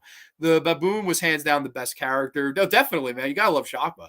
3 movie covers that made me realize I discovered a new world of horror: Pieces, Cannibal Holocaust, and Shakma. After that, I gave everything a chance. Well, I gotta say, this cover art right here is really good. I like that. I actually wish that was the real, I mean, it might have been a variant of the poster. But the actual cover art I can get up here. I think this was like the video cover art, which is cheap. That's terribly cheap. Like here, I could make it full screen, or well, I guess I could take myself out of it. But that's awful. Like that. Like if I saw that, I would never rent it. Like that looks terrible. Like what the fuck? You look like a bunch of fucking idiots with walkie talkies. Like that's an awful cover. But then there's the cover where it's just this, where it's just, and I love that tagline. Of course, the world's most aggressive primate just got mad. I mean, I love that. I think that's a great tagline. That cover art is okay for sure. It's passable. Motherfuckers think they've seen it all until you bust out Shakma. Yeah, no, for real. Shakma is a very underseen fucking creature feature, but one that I really like. And I want to run through some more sequences in this. There's a really good scene, like I said, where Amanda Weiss is hiding in the bathroom from Shakma. And Shakma is clawing at the door and banging on the door. And like I said, all of this, it's a real fucking baboon banging on the door and jumping on the door. Like, I don't know how they fucking did this. Like, to me, if you did this day, you would have to do CGI. I would not risk the life of motherfuckers using a real baboon. I would be terrified to film a movie with a real baboon. Like, I would not want the responsibility if that fucking thing just turned on somebody, man. But they had some balls here. I want to get the directors' names here. This was Hugh Parks and Tom Logan. Only one of them is credited on the final version of the film, so I'm not sure why that is. There's not much behind the scenes as to why that is, but I definitely think they both did a good job directing this movie. I mean, considering that what they had to deal with on the budget they had to deal with, I think they did a great job. And that's the thing too. While of horror movies, right? And like somebody before was, I think Ed was asking me before, what I like directing. I mean, yeah, the main thing is it's hard to get the funds, but you look at a movie like Shakma, and this is a movie that did not have much funds, right? You had enough. This is what you had. You had enough money for 12 actors, including a fucking baboon. You had one location. You had a fucking apartment building.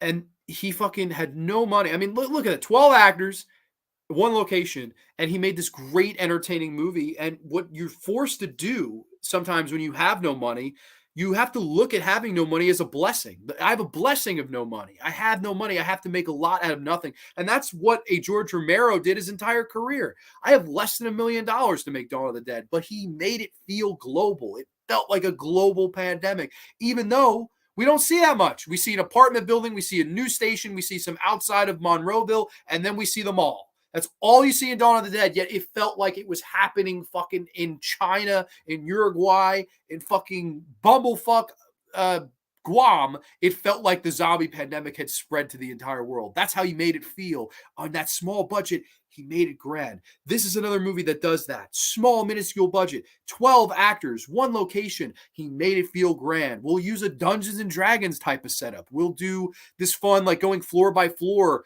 and Shakma. Which floor is Shakma on? Holy shit, to build the suspense, to build the tension. Show all these brutal kills. Show all the brutality and all the gore that you can show. I mean, this is a guy that made a lot out of nothing. And that's what inspires me about the horror genre sometimes. It's like looking how you make chicken shit and you can turn it into chicken salad.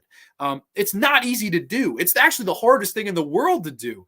But I think they did it here with Shakma. I really like this movie. And there's some, like, again, one or two more sequences I'd love to get into, where Amanda Weiss she's in the bathroom and she's trying to crawl out through the air vent.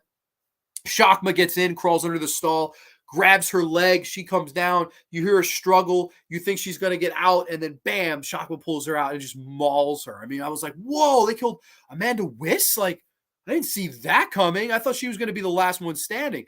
Then, of course, the pretty princess girl in her whole fucking outfit and gimmick and hat and all of that. I'm waiting on the top floor for my hero to rescue me. All this thing.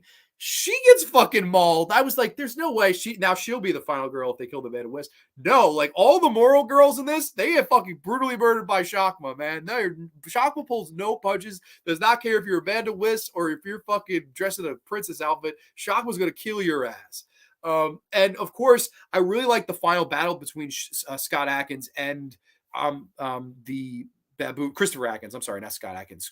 Fucking messing up my Atkins here. Christopher Atkins and the baboon. A great finale battle between the two where Shakma bites him in the neck and he's bleeding profusely. He makes a run for it in this room. He's back against the wall. Shakma sees him from a distance and starts to, kind of charge at him. And I love how he kind of tricks it. He puts this mirror in front of the wall, similar to like a Jurassic Park. Before Jurassic Park ripped off Shakma. Not really. He puts this mirror up in front of Incinerator. and he stands, across from the mirror, and he's holding his thing like, "Come and get me," like, "Come on." And Shakma takes the bait, crawls up, jumps at him, bam, smashes through the glass, gets all cut up, flies into the incinerator. He slams the door, turns it on, and Shakma screams in pain, banging on the glass, trying to get out as Shakma burns alive.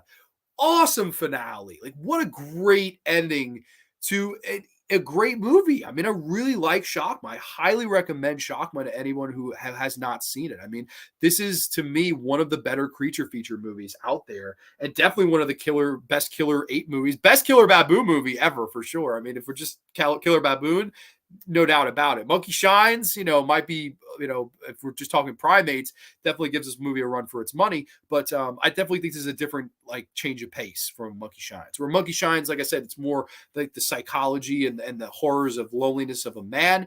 This is definitely a straight up creature feature slasher movie, Dungeons and Dragons, dumbass kids getting picked off one by Shakma in some fun, brutal, gory ass ways. I love this movie. This is a perfect movie to get, pizza and dews and brews and fucking snackage and just watch with a bunch of friends on a Friday night. That, to me, that's the importance and the greatness that is Shakma. I really appreciate this movie. I'm probably gonna fall asleep with Shakma, Shakma. Watch the trailer; you'll never get out of your head. That poster looks like the cover of the game Clue with the baboon in the background. Right, it does. It's fucking the people like. Who was it? Was it Roddy McDowell with the fucking candlestick in the fucking bathroom, shoving it up somebody's ass? I don't know. A lot of off-screen kills, but the aftermath gore was nice. Yes, there definitely are some off-screen kills, but I do think I would agree with that. The aftermath stuff is really effective here. And, like, honestly, with a real baboon, I don't know how many of these you could have shown on screen, but you do get the fucking idea that these people are fucking mauled. Like, I really like the one with the fucking character he's like fighting it and it's scratching, clawing his face and all the gore. I was like, damn, that holds up. That looks good. Corey, you ever seen Headhunter? Cooper Glover's here. Brian's in the house. Welcome, my friend. Hi, Grande. Welcome, my friend. Hope all's well with you. Turn chicken shit into chicken salad. Trenchy's here. Welcome, my friend Trench. Yeah, that's the case, man. You turn chicken shit into chicken salad. That's why I love horror sometimes, man. Like, like Romero's the master at doing that. He did it numerous times with Martin, The Crazies, Night of the Living Dead, Dawn of the Dead. I mean, the guy made chicken shit into chicken salad numerous times, but Shock was a movie that does that too. Speaking of creature features, have you seen Cat People? For me, is meh. Had expectations, did not help. Now I believe there's more than one Cat People movie, right? I've seen the original from like the 40s, I believe, and I will say the fucking designs, even for the 1940s, to me, do scare the shit out of me. I to this day think that shit looks disturbing. The movie itself, though, yeah, I would say about meh for me too. I don't know. That's just me though. You guys talking, and that's a horror set in Africa. I did not even see Trench's comment. I wonder why. I don't know. I know there's a thing where it's top chat and there's live chat, where live chat's all the comments, top chat's like, for whatever reason, only some of the comments. I don't know why that is, but yeah, do live chat. Maybe that's it. But Shock, my man, Shock was a fun one.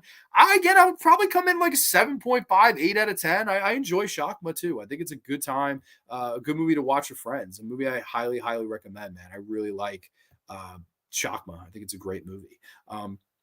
But yeah, no. So those are the three movies we were going to be talking about. Grande's Graveyard tonight, of course, Monkey Shines, Shakma, and Alligator, respectively. I'm a big fan of all three.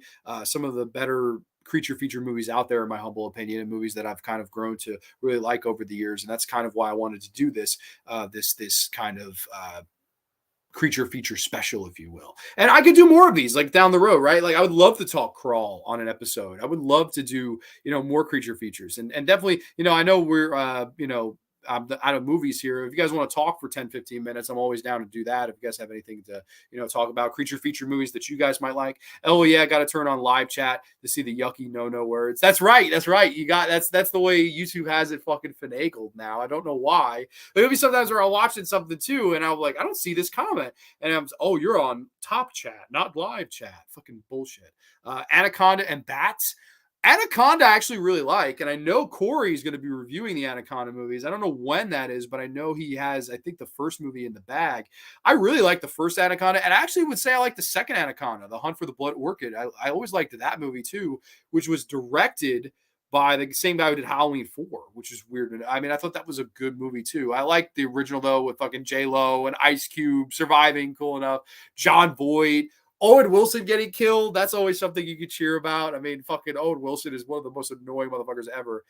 Nope, bye slut. Oh shit. JK, love you, stay Grande. I'm staying, no worries.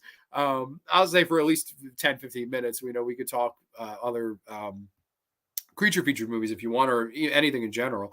Because since I ended a little bit earlier, I usually do an hour and a half, so I'll gladly do a little bit longer if you guys want. Bats I like. I actually which is a movie that came around that time, was oh my god, Arachnophobia. I really like Arachnophobia with fucking John Goodman and Jeff Daniels and fucking. I really always liked Arachnophobia. That's another, I guess, type of creature feature, right? Is giant bugs and shit like that. I always thought Arachnophobia was a really good one. Let's see. Hell yeah, I have the scripts recorded. Just gotta get back into editing. Life's been stressful as fuck. We still here. Hell yeah, man. I really look into that. Grande, have you seen Primal Rage, wild monkeyish type horror movie? Yes, I have. I really like Primal Rage. That's another really damn good one, man. I don't know what it is about killer monkey movies. I always like get intrigued by them. I'm a sucker for a good killer monkey movie. I'm a big King Kong fan. Like, I like even the Toho King Kong, like King Kong Escapes and King Kong versus Godzilla and fucking Kong 76, and maybe not King Kong Lives, which is arguably the worst King Kong movie, probably the worst King Kong movie, where they fucking give King Kong like a live heart transplant and he fucking comes back to life after somehow surviving the previous movie. That's a hilarious movie. I think it just got a Blu-ray from Umbrella Entertainment. Fucking King Kong Lives. That's a fucking movie for another day. I really like Tarantula and Them. I love those two. Tarantula is one of those movies there. It's like, I laugh my ass off at how it looks now, like the whole, like the way they fucking film that shit. Like, it's hysterically funny. But man, I'm sure at the time in the 1950s, that probably made people shit their pants. Like, oh my god, the giant tarantula on the fucking screen. Them is a classic movie too. The giant ants, and I like both of those. I think those are both fantastic choices. Oh, not the spiders. Well, I think what you meant is not the bees. Lies, the bees. What's that one with Liz Shue? Liz Shue, I don't know. You talking about Elizabeth Shue from fucking Karate Kid? Is that what you're talking about? Piranha? Maybe Piranha is what you mean? I don't know. Can't forget Congo. I mentioned Congo. I really like Congo. Outbreak was a big monkey. I've not seen Outbreak. Is that worth watching? I've not seen Outbreak. But I really like Congo. Do I like? Yeah, I do. I really, really enjoy Congo. I love Tim Curry. That's a movie where it's like, I don't understand why it bombed so bad. Like, I don't like, people like shit on Congo when it came out, and I always kind of really liked it. I remember renting it a bunch as a kid. Zombie creature movies like Black Sheep, Zombievers, and Zombies. I hated Zombievers. I did not see Zombies or the Black Sheep, so I don't know. Zombie movies though, it's like, I don't know, I guess they have zombie creature features. I guess you could totally say that for sure. I mean, I don't know. I never thought of it that way. Like, Zombievers is a zombie creature feature movie, which is, I don't know, it just didn't work for me. I like the, like, the infected people, infected this, that, or the ever. Link, you seen Link yet? Killer chimp movie. I have seen Link, but I barely remember the film, so I definitely would fucking have to rewatch that. I think I've seen, I don't know. I'd have to look that up. Any chance we can get a double review of Freeway and Freeway 2, Confessions of a Trick Baby? They're both currently streaming pretty wild movies. Well, I love Freeway. Kiefer Sutherland, Reese Witherspoon, great movie. I think didn't fucking Vinegar Syndrome just do 4Ks for both of those? I believe they did. Highly recommend watching Link, y'all. Chimp slasher. Oh, you gotta love chimp slashers. Black Sheep is awesome, Ben. Grande, I thought Conqueror was mad. Most people did. Have you seen Rubber, about a killer rubber wheel? Yes, I have, with a fucking killer rubber wheel that makes fucking shit explode. I fucking thought Rubber was a trip, man. If 2020 Outbreak can't watch it anymore, after 2020 Outbreak can't watch it anymore. Okay. That's totally understandable. Yeah, no, that's true. Wondering, counting monster movies, have you seen Splinter? Splinter was great. I'm happy you mentioned that. Again, though, I don't know. Would that be a creature feature?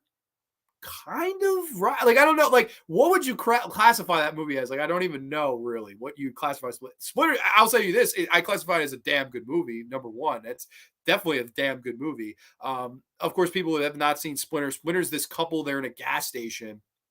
And like, there's this thing, if you touch it, it like spreads throughout your body. I get maybe kind of an infected person movie, but it's like a monstrous virus. I don't know. Like, I would actually love to know what category you put that in, but it's great. I mean, the whole, again, one location, a fucking gas station. They had no money and made this great fucking horror movie, man. I really like Splinter. I'm happy you mentioned that one. That's one I got to do on the fucking show one day. I like Splinter a lot better than, Rest Stop, which is a movie that, again, one location, but that's how you do turn chicken shit into chicken diarrhea. Bro, let's talk Freeway together. I fucking love the first one. Going cop Freeway 2 next BS sale. Hell yeah. Well, hey, man, that roundtable, like I said, we can promote this, plug it one more time. May the 13th, Grande's Graveyard Roundtable will be going on. That's a Saturday edition of the show, where Corey and the Psychobabble cast will be joining us. Have you seen Burning Bright, about a guy who locks his kid in the house with a tiger during a hurricane? What the fuck? I'm not. That sounds crazy. What the fuck out of a dad does that? Grande, what's your take on Hobo with a Shotgun? I liked it, but the school bus scene was kind of hard to watch. I love Hobo with a Shotgun. And in my opinion, in an exploitation movie, I get what you mean. Like, I get, like okay, perfect example. I watched that movie with a bunch of friends, and I remember one of them freaked out. That's like to the point where he was like, "Turn this off." You know, like, he got offended by it. To me, bro, all is fair in love and exploitation, at least most, unless you're fucking actually murdering somebody. Other than that, I mean, you know, I thought it was quite funny playing the Burn Baby Burn. I hate hobos. I love that scene. I love that whole movie. I think Hobo with Shotgun's great. Rutger Hauer is fantastic. The whole world that Jason Eisner was able to create. And obviously, Jason Eisner wanted to do some awesome things. The Dark Side of the Ring is Jason Eisner's baby. Always really liked his stuff. He did a segment of VHS2 with the dog and the Slumber Party Massacre with the fucking aliens. I really like that. I love Hobo with a Shotgun. Really like that. Splinter was shot in my area. Really, that's cool, man. I really always really liked it. I don't know. Brianna Evigan. Oh no, that's a direct-to-video name. You got to avoid Brianna Evigan films. But Ben Graham, I'll listen to you. I hear you out, man. I kind of as a monster film, monster fungus kind of movie. Yeah, sure. I would agree with that. Definitely in that boat. I'm glad that somebody mentioned Crawl before too, because that's a movie where I remember I saw the trailer and I saw Alex Aja. How far have you fucking fallen? Like, I remember being like, damn, this is gonna be horrible. And then when I saw it, I was like, wow. I was like, that's Alex Aja, man. That's Alex Aja 101. Because I remember, of course, Alex Aja makes High Tension in 04, sets the world on fire, makes a great horror movie. In my opinion, one of the great horror movies. The best horror movie of that year, I would say, was High Tension. I love that movie. And then, of course, he comes to America, and all they gave him was remakes. They gave him, oh, you remake The Hills of Eyes. Oh, you can remake Mirrors. Oh, you could remake fucking Piranha. Like, that's all they gave him. And then he would go on to do like Horns, which is a movie I like with Daniel Radcliffe. He would go on to do Crawl, which I thought was a fantastic creature feature, man. I really liked Crawl. So I'm glad somebody mentioned that one as well. What do you think of the Meg? Pumped for the sequel. Heard it'll have Meg versus Dinos. I didn't care for the Meg. I thought the Meg was quite bland. I thought the Meg was meh. I think that's what I said out of the theater. What the Meg was meh. Like, just joking around. But no, I didn't really care for the Meg. I'm not a big Statham guy. Like, other than maybe like Crank. I like Crank. Not a lot of Jason Statham movies I'm big on, though. Grande, what's your take on Human Centipede? I don't know why I watched it. It's like looking at a car accident. The first one, it's one of those movies that like everybody watched at the time. It was one of those fad movies where everybody was like, oh my God, like this is the thing to watch. And I remember me and my cousin one night, like late night, we were hanging out and she was like, we got to fucking watch Human Centipede. I was like, all right, let's fucking do it. And it was one of those movies where it's like, where it ended, I'm like, okay, like it's a movie where it's like, I don't mind it for what it was trying to do. It was like trying to be an exploitation shock value movie that would come out in the 1970s, like something like Frank Henenlotter would have done, but even more like sick. And I don't know, the first movie is definitely not as disturbing as you'd think. Like, I think the first movie is actually quite funny in some ways, has some kind of black, dark humor in there. The second movie is where that's where they really went to offend motherfuckers. Like, there's fucking sandpaper rape and fucking babies getting squashed by fucking brake pedals and fucking, really hardcore shit in the sequel. But I always thought the thing with the sequel that was interesting was the whole do these movies desensitize us versus non-desensitizing us. Of course, this guy was obsessed with the original movie, and it drives him to do what he does in the second movie. I liked that aspect of it, but you could see the kinks in the armor of a Tom Six. That guy was not a good filmmaker. It was a gimmick that got over. And you look, man, he has not been able to get anything distributed since those movies, right? He had a hit, and then they were like, dude, you stink. Like they could tell, in my opinion, not a movie I love, not a movie I hate, just a movie that I'm like, whatever. It was just a fad. It's almost like disco. Like it was popular when it came out. Everyone was talking about it when it came out, but now it's dead and nobody cares. And it's not a positive light or a negative light. There's just no light. At least the negative light, it's like, all right, we can go back and fucking bash things. Who cares? Who cares to go back and bash the Human Centipede? It was a fart in church. Like you can't smell it anymore. It's gone type of deal. Super underrated creature feature, cosmic horror, The Void. Huge fan. Love Slither. That flick is so fun. Slither is great. Completely love Slither. The Void I thought was a very interesting movie as well too. Granted, they went a little too far with the CG for me, but as far as like a Lovecraftian horror movie, or I guess, of course, taking from the vein of a Lovecraftian, I know it's not technically an H.P. Lovecraft adaptation, but it might as fucking well have been. Very good one. I mean, I liked The Void. I thought The Void's heart was in the right place. Some of the I'm like, damn, like if you could have done a little less CG, I would have been all on board with this, but I still liked the movie. I definitely thought it was an ambitious attempt. I liked Crawl, but there were like 100 flashbacks to the one swim meet in that movie. That's right. Yup, definitely Meg was mad. Hey, good evening, everybody. Hey, Sean Blue Digital, welcome, my friend. Sorry, I didn't realize that was your name. Human Centipede is a creature feature. Yeah, I mean, I guess so, right? I don't know. Do you like Alien 3, Marty, on YouTube? No, I don't like. Alien 3 is a piece of shit. I never liked Alien 3. Alien 1 is the best, which was just Alien Day yesterday, so happy Alien Day. And Aliens is great. After that, though, they're for the birds. Those movies are for the birds. One, actually, before I go, because I'd like to know this, because I've been wanting to maybe watch this movie. I did the underwater horror special where I did the 6 movies that came out in 1989, 1990, respectively, where it was like these underwater horror movies, whether it be The Evil Below or Lords of the Deep, which those two fucking suck. The Rift, which I actually liked. Of course, Deep Star 6. Leviathan, and then of course the James Cameron movie The Abyss. Those 6 movies came out like right in succession. They were all trying to capitalize on the success, so none of them ended up making that much money.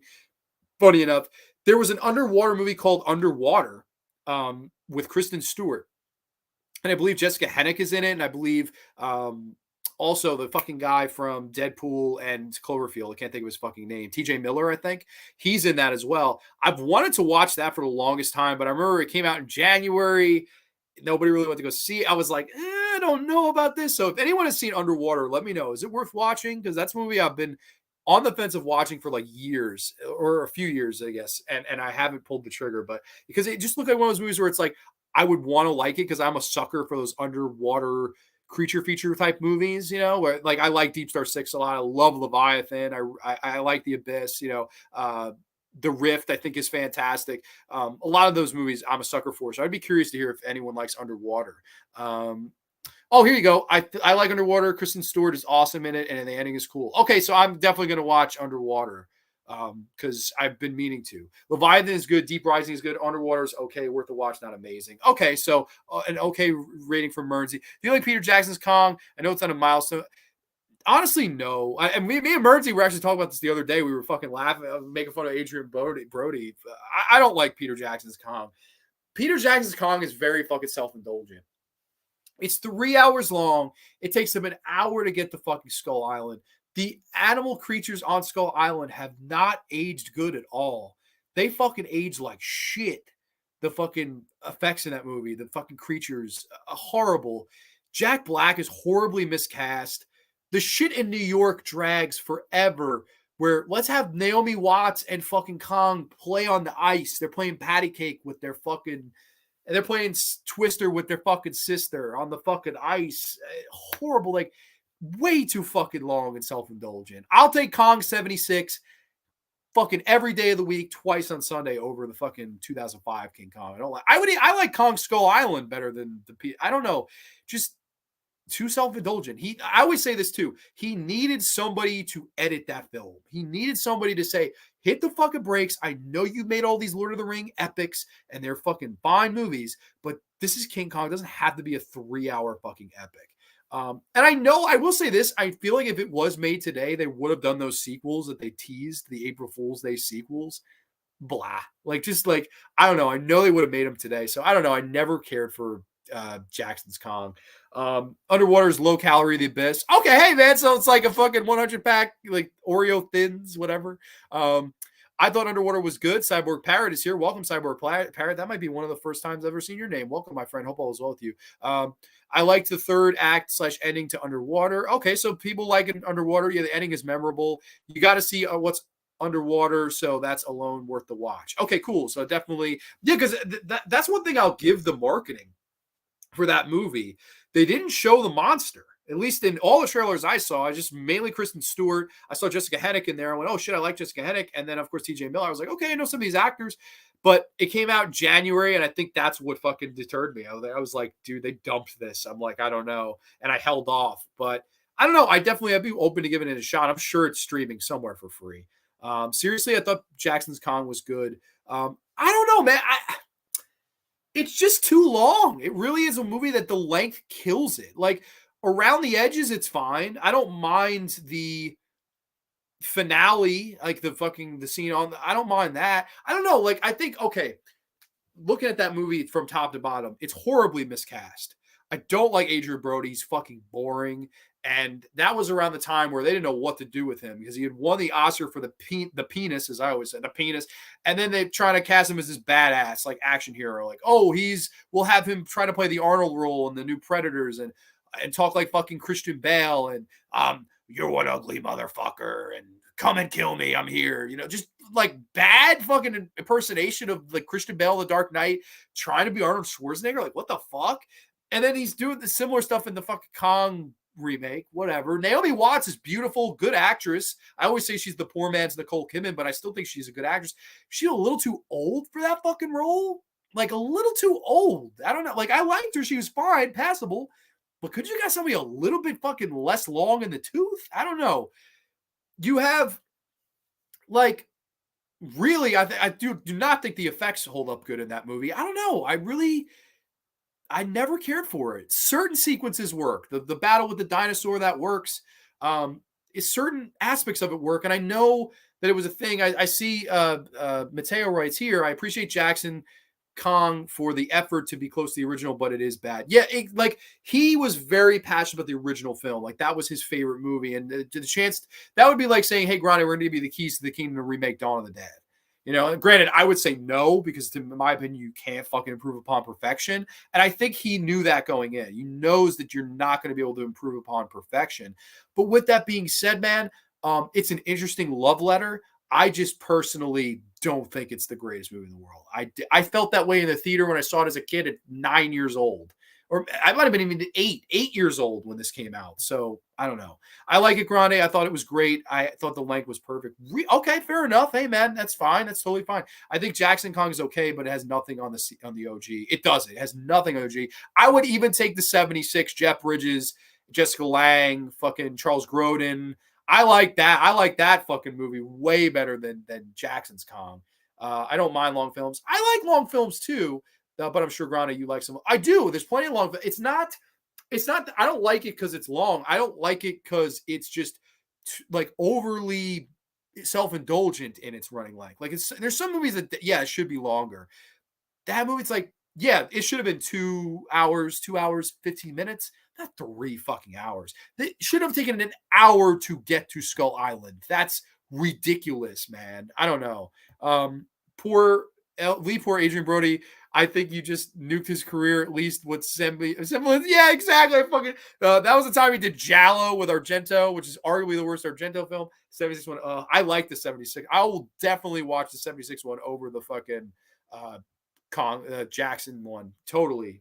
The Ring could be 3 hours long, and I'll watch it. Well, Curly, you and I both know we watch a fucking Sadako We gotta watch Sadako 3D3. We gotta make Sadako 3D3 3 hours long. All the threes there. I mean, it's just too, and release it on like March the 3rd, fucking 2023. Fucking all the threes in there, man. Or no, we have to wait till 2033. So 3, 3, 33. All the threes, man, for fucking Sadako. That would be a lot of fun. But yeah, no. So guys, I want to say thank you so much. I've enjoyed this little post movie chat. Of course, I went a little bit shorter than I usually do on the movies this week. So it was fun to kind of shoot the breeze on creature features with you all. Next week, we'll be diving into the top 10 performances of the legendary Sly Stallone. Yes, Sylvester Stallone, as we do an actor spotlight next week on the show. I'm looking forward to that. It's going to be a lot of fun. I have the Sylvester Stallone list made up, and now this weekend and following next week, we're going to be diving to all things Sly Stallone. Super excited about that. I haven't done an actor spotlight episode.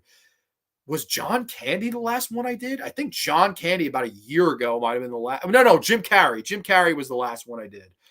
So definitely looking forward to doing another actor spotlight. He won the poll over Michael Keaton, just a couple more votes. So definitely really looking forward to that one. Sadako climb out of the well for 3 hours. I mean, why the hell not? It takes her an hour to climb out of the well. The fucking Peter Jackson directed it, whatever the fuck. Mateo give me one of these. Absolutely, man. Bye, everyone. Great show, Grande. Only on the grid. I like that this fucking caught on. I fucking love that it's caught on. I don't even know why it's caught on, but I love that it has. Great show, Meg. Stay frosty. Also, show Grande. Cheers, everyone. Buenas noches. Adios. Absolutely. Happy Friday, everyone. And I guess I'm going to have to do it. I'm going to have to take the bait now that it's out there. We will catch you next time. Only on the graveyard. Two sweet peas. Good night, everybody. Cheers to a safe, happy, healthy weekend. Adios, ladies and gents. Night, everybody.